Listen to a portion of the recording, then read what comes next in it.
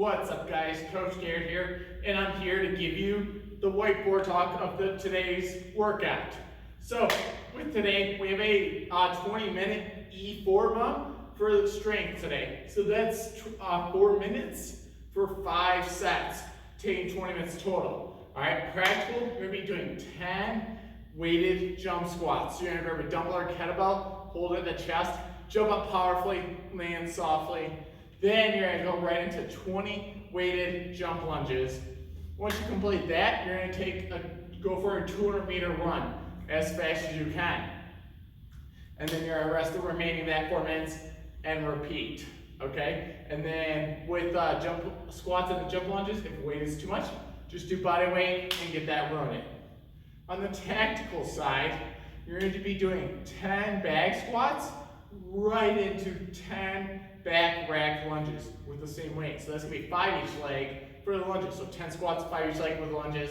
You want to go for about 40 to 50% of your 1 rep max back squat. Okay, so not super heavy if you are doing this as a superset. So 10 squats right into 10 lunges.